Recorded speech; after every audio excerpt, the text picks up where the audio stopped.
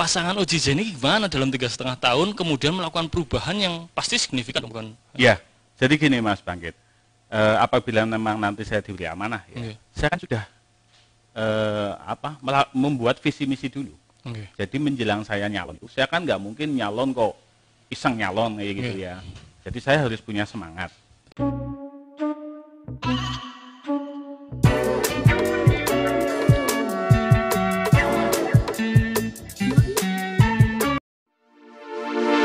Speak Sana Speak Sini special edition nih, eksklusif banget.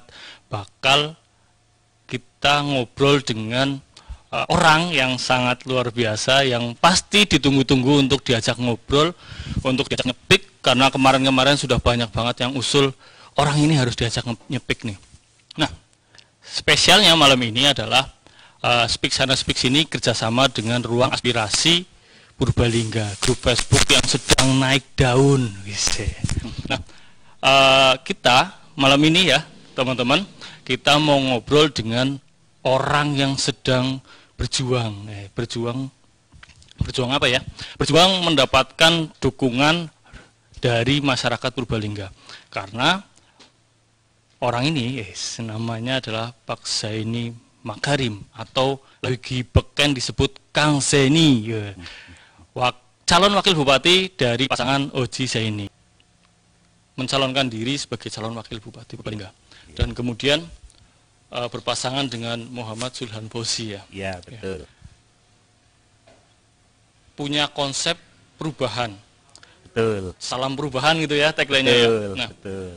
Sebenarnya kalau bisa cerita nih, ngapain sih seorang Zaini Makarim harus terjun ke politik dan kemudian bicara soal perubahan? Apa yang salah dengan Purbalingga?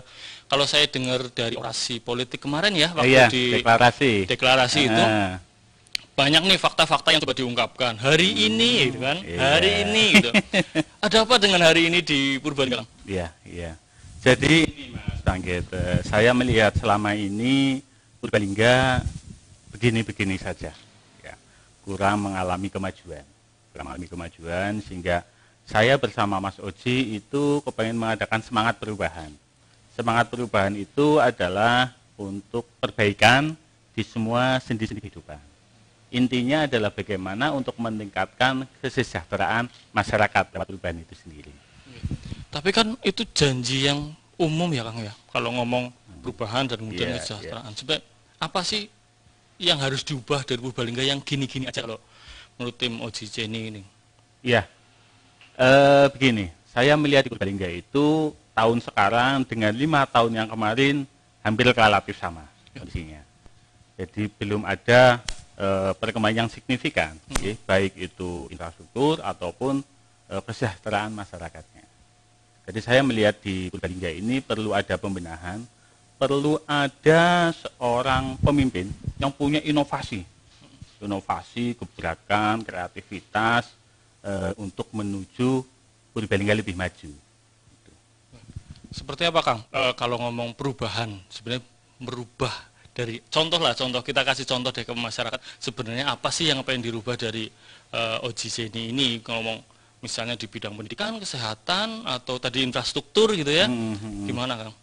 Di bidang pendidikan ini saya melihat ya, dunia pendidikan, guru honorer, GTT gitu ya, itu kan tugasnya sangat berat untuk mencerdaskan anak bangsa, untuk mencerdaskan siswanya.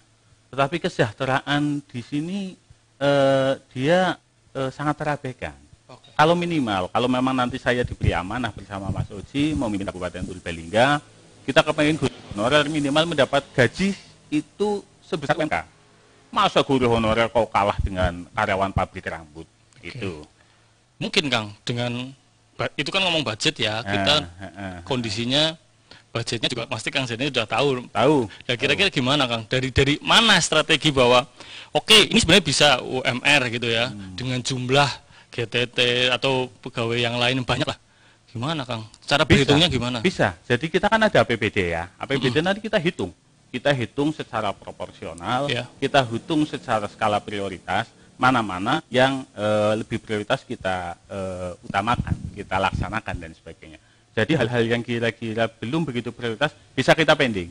Oke. Jadi kita melihat jenis-jenis kegiatan yang memang membutuhkan skala prioritas untuk kemajuan Kabupaten Purbalingga. Oke. Itu Mas Bangkit. Tapi Kang Zeni tahu ya, kita waktunya itu cuma 3 tahun kepemimpinan. Oh iya, 3,5 Ya, ya. 3,5 lah. 3,5. Dengan durasi yang 3,5, kemudian mengubah Purbalingga yang katanya ya gini-gini aja gitu ya. Iya. Gimana Kang strateginya kok bisa dalam 3,5 tahun loh, itu bukan waktu yang sangat panjang. Kalau saya sering baca gitu ya, Oke. 5 tahun aja, 1 tahun 2 tahun menata internal pemerintahan karena pemimpin baru kan gitu. Iya.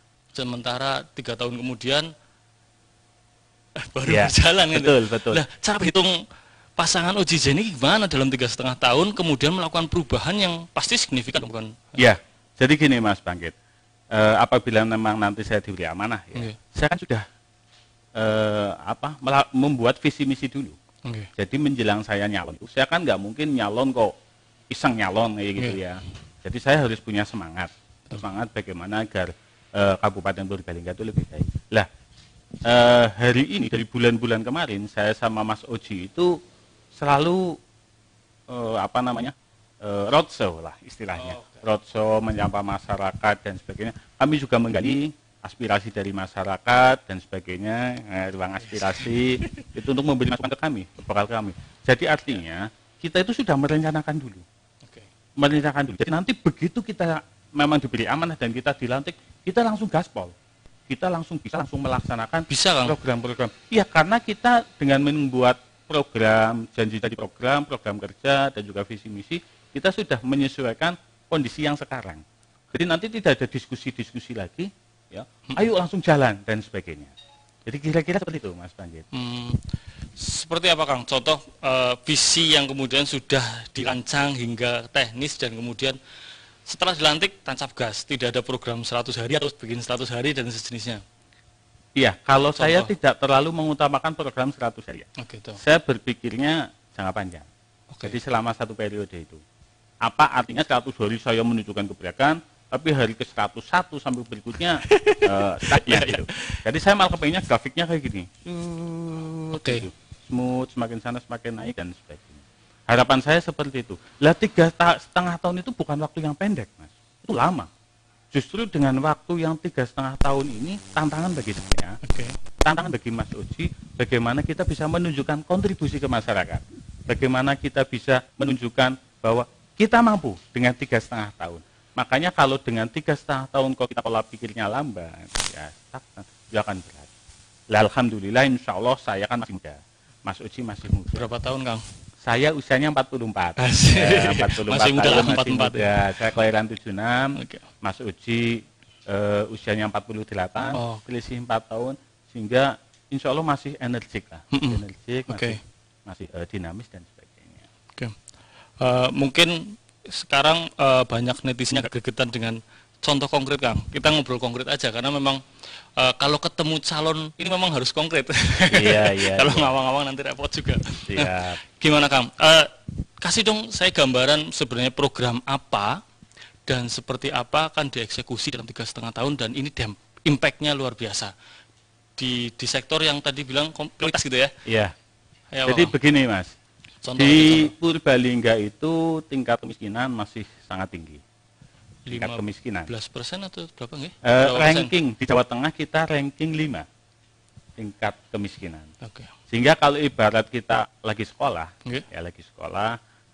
kabupaten provinsi Jawa Tengah itu kan kabupatennya ada 35 kabupaten. Lah, ibarat kalau kita lagi sekolah itu dalam satu kelas ada 35 siswa, kita itu ranking 31. Nah, itu. Jadi saya melihat ranking 31 kan belum berhasil. Belum berhasil. Lah bagaimana agar kita bisa mengurangi tingkat kemiskinan? Lah salah satu yang kita agendakan itu Mas Oji, itu kan dia selama ini berkiprah juga di Kadin. Dia bendara itu, dia bergelut di Jakarta, teman-teman beliau itu orang pengusaha ya, Kadin ya, kan ikut di Kadin. Dan dia itu udah bikin MOU. Dia sudah bikin MOU bisa mendatangkan pabrik atau investor di Kabupaten Purbalingga. Ada pabrik sudah siap? Sudah Sudah. Memang kalau memang kami diberi amanah ya, sudah siap. Sudah. Berarti kalau nggak diberi amanah gimana? Ya kan bukan kapasitas kami lagi. Oh, okay. Iya, bukan domainnya ya. Bukan. Nanti pikir overlapping. Oke, betul. Overlapping. Terus seperti apa, Kang? Itu solusi untuk pengangguran dan kemiskinan? Salah satu solusinya. Karena saya melihat di sini ya, di Purbalingga itu banyak investasi. Itu PMA ya, penanaman modal asing, bulu mata, WIG, itu yang kelas skala besar itu ada 18 perusahaan atau pabrik ya. Yang menengah itu sampai yang home industry, sampai yang plasma itu ada sekitar 200-an ya datanya. Itu ada tenaga kerja yang terlibat, kalau yang 18 perusahaan itu 18.000, saya ada datanya. Tapi kalau di total dengan yang ada di plasma dan home industry ada 50.000. Tapi yang menurut kami kurang pas adalah yang kerja di situ semua adalah perempuan. Mayoritas. Nah itu perempuan. Sehingga ada istilah pamong praja. Betul ya Mas Bangkit ya? Papa momong mama kerja. Betul. Itu istilah yang saya kira di Purbalingga sangat membumi. Papa momong mama kerja. Lah kami ke depan kepengen itu kita membuat pabrik yang tenaga kerjanya laki-laki. Nah itu salah satunya yang sudah siap adalah pabrik tekstil. Tekstil. Kalau tekstil itu jelas tenaga kerjanya laki-laki. Tapi bukan asing lagi Mas. Gimana? Itu maksudnya PMA juga atau? Enggak, kalau yang tekstil ini dari Indonesia saja, karena ya? Teman-teman pengusaha yang ada di Jawa. Oh, yang Kadin itu ya? Nah, betul, itu siap datang ke Purbalingga selama memang di sini juga lingkungan kerjanya kondusif ya, dan sebagainya. Itu kan tugas kami, tugas pemimpin perizinan mudah, tenaga kerja juga mudah dicari dan sebagainya. Itu salah satu tugas kami sebagai pemimpin. Berarti ngomong kemiskinan dan kemudian pengangguran ya, nyambungnya kemiskinan, pengangguran. Solusinya adalah pabrik. Salah satunya. Yang lain juga banyak ya, kita bagaimana agar UMKM bisa kita maksimalkan lagi ya. Apalagi ke depan, Purbalingga itu sangat potensial dengan adanya bandara. Bandara di Sudirman atau Wirasaba. Itu kalau bandara di sana sudah operasional, Purbalingga sudah potensi yang luar biasa. Jadi harapan kami apabila nanti di bandara sana sudah operasional, Purbalingga itu tidak hanya sekedar sebagai kota transit. Jangan hanya karena cuman lewat karena mau ke bandara dan sebagainya. Itu Mas Bangkit kira-kira. Nyambung tadi soal pengangguran ya, pekerja gitu. Selain fenomena pamong praja, kan kita juga mengenal istilahnya bom waktu ya, bahwa efek dari pekerja yang banyakkan perempuan di pabrik-pabrik itu kan perceraian tinggi kan gitu. Terus kemudian anak diasuh oleh bapak atau mbahnya kan gitu. Anaknya mbah aja deh. Nah, dan kemudian ada istilah pekerjaan skill. Artinya memang orang hanya berkemampuan di situ saja.